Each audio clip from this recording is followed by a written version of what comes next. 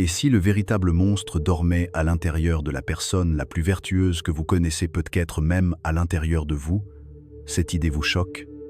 Elle devrait, car l'histoire, la psychologie et les couloirs gris de notre quotidien murmurent la même vérité. Il suffit parfois d'une uniforme, d'un ordre, ou d'un simple silence complice pour que la frontière entre bonté et barbarie s'évapore. Pensez à ce collègue jovial qui ferme les yeux sur une injustice, à ce voisin sympathique qui propage un discours haineux pour suivre le mouvement, ou à vous-même, ce jour où vous avez laissé passer une petitesse par confort. La ligne rouge n'est pas un mur épais, c'est un fil de soie qui peut se rompre d'un souffle. Restez-vous vraiment persuadé d'être du bon côté? Si vous sentez le doute s'immiscer, poursuivez. Ce qui suit pourrait bien sauver votre intégrité ou révéler vos fissures. Il est confortable de croire que les dérives morales appartiennent à des époques révolues, aux gardiens nazis, aux tortionnaires stalinistes, aux bourreaux d'autres continents. Pourtant, il suffit d'ouvrir les yeux sur notre présent pour constater qu'un même engrenage tourne, plus discret, mais tout aussi implacable. Regardez l'open space vitré où l'on prône la culture bienveillante. Un manager humilie publiquement un stagiaire, les sourires se figent, les écouteurs se remettent en place.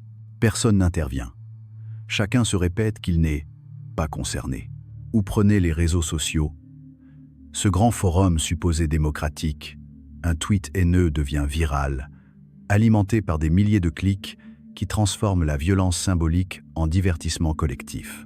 Là encore, ce ne sont pas des monstres anonymes qui entretiennent la spirale. Ce sont des voisins, des collègues, des amis, parfois nous-mêmes, mus par la curiosité, l'effet de meute ou la peur d'être mis à l'index. Le dénominateur commun, c'est la normalisation progressive de l'inacceptable. Un algorithme propose, un leader d'opinion valide, et bientôt la cruauté paraît logique, presque nécessaire. Dans les couloirs d'un lycée, on filme un camarade harcelé pour rire. Dans une entreprise verte, on falsifie des chiffres pour la survie de l'équipe.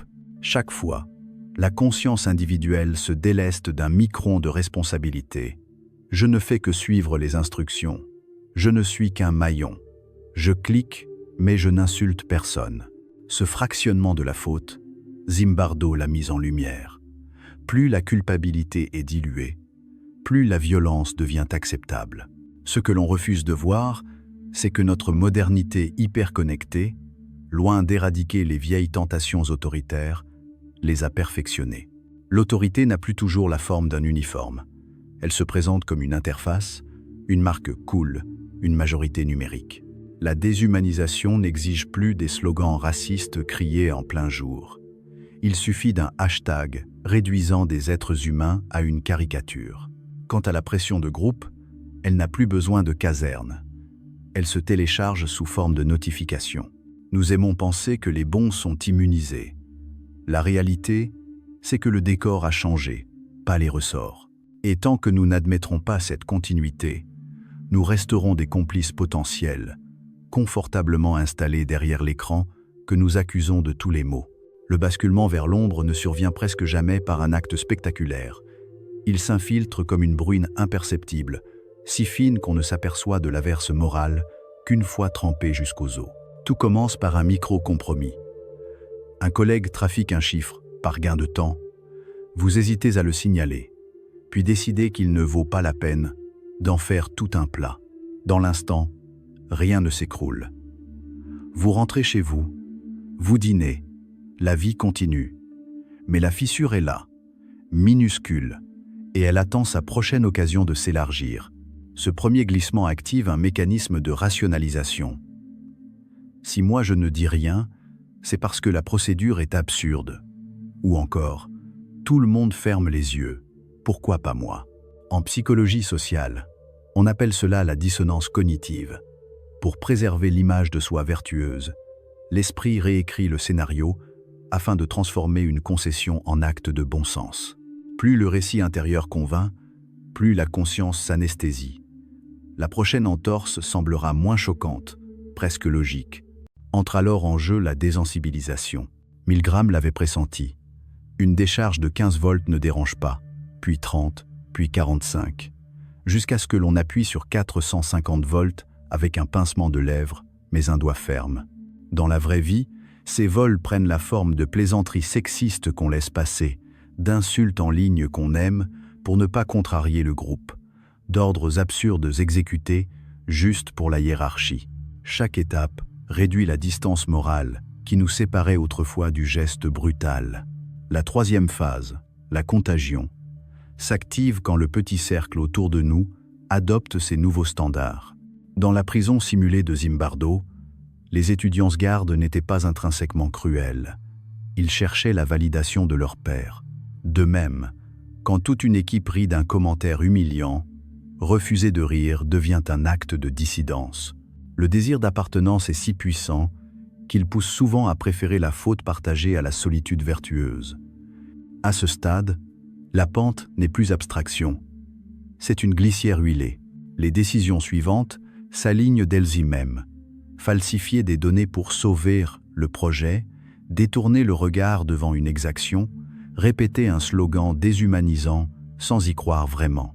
Et lorsque, plus tard, surgit l'horreur exposée au grand jour, chacun jure qu'il n'a fait qu'obéir, qu'essayer de ne pas faire de vague. Or la vague était déjà passée, formée par 1000 ridules initiales que personne n'a osé nommer. Comprendre ce piège invisible, c'est saisir que le véritable champ de bataille n'est pas peuplé d'actes héroïques ou monstrueux. Il est pavé de petits choix anodins. La question cruciale devient alors: quelle minuscule concession étiez-vous prêt à refuser, dès aujourd'hui, pour ne pas amorcer ce glissement? Pour comprendre pourquoi l'engrenage moral se met en marche, il faut disséquer les forces invisibles qui sculptent notre conduite. La première, c'est l'autorité. Dans le laboratoire de Stanley Milgram, de simples citoyens pressaient un bouton infligeant des décharges parce qu'un homme en blouse blanche leur disait « Continuez ». Le décor était banalisé, l'instrument anodin. Mais la voix d'en haut suffisait à suspendre le jugement. Transposez la scène à votre quotidien. Un supérieur exige un rapport falsifié, un influenceur ordonne un lynchage numérique. La blouse a changé de forme, pas de pouvoir. Vient ensuite la déshumanisation. Dès qu'un individu est réduit à une étiquette « assisté »,« boomers »,« terreau », son visage s'efface derrière le mot. On ne frappe pas un être humain, on corrige un concept. Les propagandes de guerre l'ont compris, mais nos fils d'actualité aussi. Il suffit d'un mème pour transformer un groupe en caricature grotesque. Plus le langage se durcit, plus l'empathie se liquéfie. Troisième force, le rôle social et la dynamique de groupe. Zimbardo l'a démontré. Confier un uniforme, un titre, une cage symbolique, et le costume absorbe l'individu. Les gardiens de Stanford n'avaient pas reçu d'ordre précis de brutaliser les prisonniers. Ils ont simplement joué la partition que l'environnement suggérait. De la même manière, le badge manager, la blouse soignant ou le pseudonyme modérateur induisent des comportements que personne n'avait prémédités. Le groupe renforce la caricature. Plus on partage le même masque, plus on se sent légitime à agir selon ses codes. Ces forces ne fonctionnent pas séparément. Elles se tressent. L'autorité fournit la justification.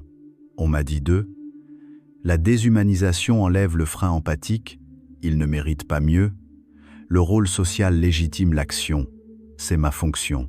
Une fois le câble branché, le courant passe sans résistance. Et parce que ces mécanismes opèrent sous le seuil de notre vigilance, nous ne les remarquons qu'après coup, lorsqu'il est trop tard pour prétendre que cela ne pouvait pas arriver ici. Connaître ces leviers, c'est déjà fissurer leur emprise. Interroger l'ordre au lieu de l'exécuter, réhumaniser par le langage, refuser que le costume décide pour la conscience. Tant que nous n'identifierons pas ces forces à l'œuvre, nous resterons des marionnettes persuadées de danser par choix. Nous voici au cœur du vortex. L'ennemi n'est plus l'autorité externe, ni la masse anonyme, mais la zone sombre tapie sous votre peau. Carl Jung l'appelait l'ombre, ce conglomérat de pulsions, de colère, de jalousie et de désir de domination que notre éducation nous sommes d'étouffer pour préserver le vernis de bonnes personnes. Or, ce qui est refoulé n'est pas dissous. Cela se contracte, se densifie, et attend l'occasion de jaillir. Plus un individu se vante d'être irréprochable, plus l'ombre qu'il compresse devient explosive. Le moindre choc psychosociose, un ordre ambigu, une humiliation subie, une ambiance de groupe permissive suffit à ouvrir la soupape. Observez ces employés modèles soudain transformés en harceleurs dès qu'ils revêtent le costume de chef. Ces militants de la tolérance qui, en ligne, traquent l'adversaire avec une férocité quasi inquisitoriale, ces parents dévoués qui, un soir de surcharge, hurlent sur leur enfant avec une violence qu'ils ne se croyaient pas capables de produire. Dans chaque scène, l'ombre profitait d'une faille pour prendre le gouvernail, tandis que la conscience, sidérée, se cherche déjà des excuses. C'est précisément ce que Jung redoutait. Plus on nie sa part sombre, moins on la contrôle. À l'inverse, intégrer l'ombre ne signifie pas lui céder. Il s'agit d'établir un dialogue lucide, reconnaître la jalousie avant qu'elle devienne médisance, accueillir la colère avant qu'elle ne cherche un bouc émissaire, admettre l'attrait du pouvoir avant qu'il ne dégénère en sadisme normalisé. Cette lucidité crée un espace tampon entre l'impulsion et l'action. Abattre le mur du déni, c'est retirer à tout autoritarisme l'argument clé. Je vais canaliser pour toi ce que tu refuses de voir. Pratiquement, cela commence par une hygiène quotidienne. Noter les pensées jugées honteuses, repérer les traces de jubilation quand un rival échoue, nommer le plaisir de dominer une discussion. À chaque aveu, l'intensité de l'ombre décroît et la tentation de la projeter sur autrui s'amenuise. Ce travail, loin de rendre cynique, humanise. En reconnaissant votre propre potentiel destructeur, vous redevenez plus humble, donc plus apte à comprendre la dérive d'autrui sans fatalisme ni diabolisation. En somme, l'intégration de l'ombre est la condition préalable à toute résistance éthique. Celui qui ne se connaît pas entièrement reste manipulable, car il porte une bombe intérieure dont il ignore le compte à rebours. Acceptez-la, éclaire-la, et la voix de la conscience, libérée, pourra enfin choisir librement la lumière. Il existe toujours un instant précis, souvent imperceptible, où la simple inaction se mue en complicité, où le silence n'est plus prudence, mais faute. Ce basculement moral ne ressemble pas à une explosion spectaculaire. Il se glisse dans la vie quotidienne comme une vibration à peine perceptible. Un collègue raconte une blague raciste. Personne ne rit franchement, mais personne ne l'arrête non plus. À cet instant, la frontière se déplace. Le propos, jadis impensable, devient tolérable. Le mécanisme que le psychologue Albert Bandura nomme « morale disengagement » entre alors en scène. Pour préserver l'image que nous avons de nous-mêmes, nous fabriquons des justifications en temps réel. Ce n'est qu'une plaisanterie. Je ne suis pas responsable. Si je réagis, je vais créer des tensions inutiles. Ces micro-absolutions sont d'autant plus dangereuses qu'elles anesthésient la culpabilité avant même qu'elle n'apparaisse. Elles fonctionnent comme un anesthésiant local. On sent vaguement la piqûre, mais la douleur morale est neutralisée. Plus tard, une consigne douteuse circule. Modifier un rapport, ignorer un signalement, livrer une petite information mensongère au client. La première résistance intérieure a déjà été émoussée. Il suffit alors d'un léger effort d'imagination pour se convaincre que l'acte est bénin, nécessaire, voire altruiste. C'est ainsi que l'on glisse de la passivité à la participation, du témoin muet à l'exécutant zélé. Le plus inquiétant, c'est que ce basculement est contagieux. Dès qu'un groupe observe qu'aucune conséquence ne s'abat sur celui qui transgresse, la norme implicite se déplace. On découvre soudain qu'on peut élever la voix contre un collègue sans être rappelé à l'ordre, ou falsifier un KPI sans perdre sa prime. La peur de l'exception se transforme en certitude de l'impunité. À ce stade, l'engrenage s'auto-s'alimente. La prochaine entorse semblera plus légère encore, puisque la précédente est restée impunie. Le silence d'hier forge le climat de demain. Comprendre ce moment charnière, c'est reconnaître que la bataille se gagne ou se perd bien avant l'acte spectaculaire. Elle se joue dans le choix microscopique d'interrompre une dérive ou de la laisser s'installer. Refuser de minimiser, nommer les faits, Poser une question qui dérange, voilà les gestes minuscules qui surprennent les rouages et peuvent encore inverser la pente. Face à la mécanique du glissement, la résistance n'est ni un réflexe magique, ni une posture héroïque permanente. C'est une discipline intérieure, patiemment entretenue. La première arme s'appelle vigilance morale, un état d'alerte discret où l'on scrute, non les failles des autres, mais les micro-justifications qui surgissent dans sa propre tête. Chaque fois que vous entendez en vous la petite voix « tout le monde le fait », traitez-y-la comme une sirène. Elle annonce que vous êtes déjà en train de déléguer votre conscience à la foule. Pour cultiver cette vigilance, rien n'égale le rituel du questionnement quotidien. Qu'ai-je pensé, dit ou laissé faire aujourd'hui qui trahit mes valeurs? Écrit noir sur blanc, le moindre écart apparaît dans toute sa nudité, trop concret pour être balayé d'une pirouette mentale. La seconde arme est l'empathie active. Il ne s'agit pas d'un vague sentiment de bonté, mais d'un exercice volontaire consistant à réhumaniser ceux que le groupe, l'algorithme ou la simple lassitude transforment en abstraction. Lorsque vous lisez un commentaire haineux visant une catégorie de personnes, arrêtez-y vous et replacez un prénom, un visage, une histoire. Imaginez la main qui tape ces mots et surtout la personne qu'il vise. Cette gymnastique de l'imagination, répétée, empêche la déshumanisation d'installer son confort glacial. Elle crée un choc d'émotions qui remet la conscience au centre avant que l'habitude ne la relègue au second plan. Vient ensuite le courage moral, souvent confondu avec l'absence de peur. En réalité, la peur demeure. La différence est que vous décidez d'agir malgré elle, parce que l'inaction vous coûterait plus cher que le risque. Le moyen le plus sûr de le fortifier est la répétition de petites prises de position. Refuser un ragot humiliant, corriger une information biaisée, contester poliment une directive douteuse. Chacune de ces micro-actions muscle la capacité de dire non quand l'enjeu deviendra plus critique.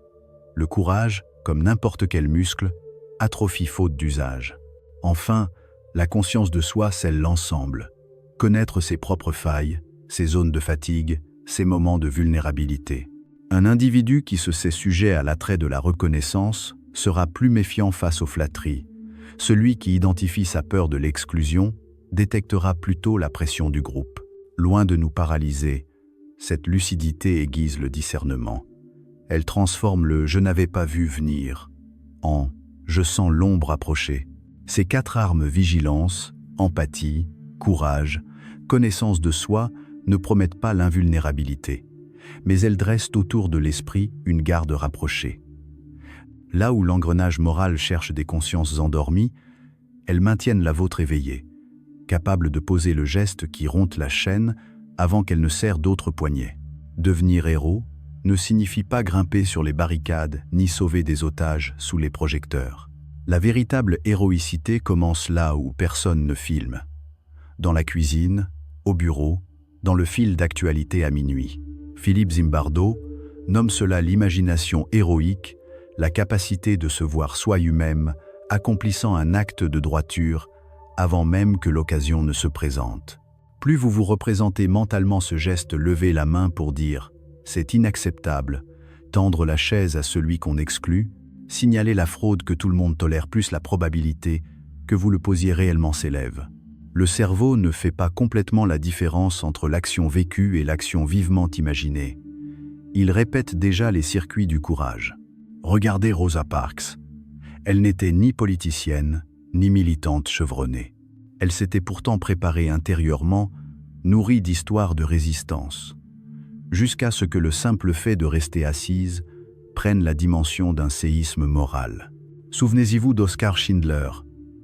Industriel opportuniste, il n'a pas brusquement muté en saint. Il a laissé une série de petites décisions altruistes remodeler son identité. Tous deux illustrent la même équation. Visualiser plus oser un premier pas, = ouvrir un couloir d'action vertueuse. Concrètement, choisissez dès aujourd'hui un micro-territoire héroïque, votre équipe de travail, votre groupe WhatsApp, votre voisinage. Demandez-y-vous, quelle injustice ou quel cynisme ai-je normalisé par fatigue? Fixez une intervention possible, même minuscule, Puis imaginez-la en détail. Le ton de votre voix, le tremblement éventuel, le souffle retrouvé après avoir parlé. Répétez ce film intérieur jusqu'à ce qu'il perde son air de fiction. Lorsque l'instant réel surgira, vous ne chercherez plus votre courage. Il sera déjà en précommande dans vos muscles et vos cordes vocales. Ainsi naît le héros ordinaire, non d'un élan mystique, mais d'un entraînement quotidien de l'esprit à reconnaître les croisements moraux et à choisir, encore et encore, la voie étroite mais lumineuse qui permet aux autres de suivre. Tout au long de ce voyage, nous avons vu que le mal ne se love ni dans un uniforme, ni dans une idéologie étrangère. Il circule silencieusement dans nos concessions minuscules, dans la part d'ombre que nous refusons de nommer et dans les mécanismes collectifs que nous laissons s'installer. La ligne de fracture ne sépare pas les bons des méchants. Elle traverse chaque cœur humain, le vôtre, le mien, celui de nos proches. Et c'est à chaque instant que nous l'affûtons ou l'effaçons. Un mot qui défend ou qui humilie, un clic qui humanise ou qui réduit, un silence qui protège ou qui condamne. La bonne nouvelle ? Ces mêmes instants recèlent un pouvoir inversement proportionnel à leur taille. Dire non à une plaisanterie raciste, refuser de relayer un mensonge, soutenir la voix que l'on cherche à étouffer autant de graines qui, semées, fissurent les engrenages de la dérive morale. Vous n'aurez peut-être jamais l'occasion de désamorcer une dictature, mais vous pouvez, aujourd'hui, désamorcer l'indifférence autour de vous. Je vous propose donc un défi immédiat. Identifiez une situation concrète où vous gardez le silence par confort. Décidez, dès maintenant, de l'affronter cette semaine. Puis partagez votre engagement en commentaire, non pour exhiber votre vertu, mais pour inspirer et créer un cercle de redevabilité mutuelle. Si ce contenu a réveillé quelque chose en vous, abonnez-vous à la chaîne et activez les notifications. Chaque vidéo sera une piqûre de rappel pour rester vigilant, empathique et courageux. Ensemble, transformons la conscience en action et l'action en contagion positive, afin que la lumière intérieure l'emporte, un choix à la fois.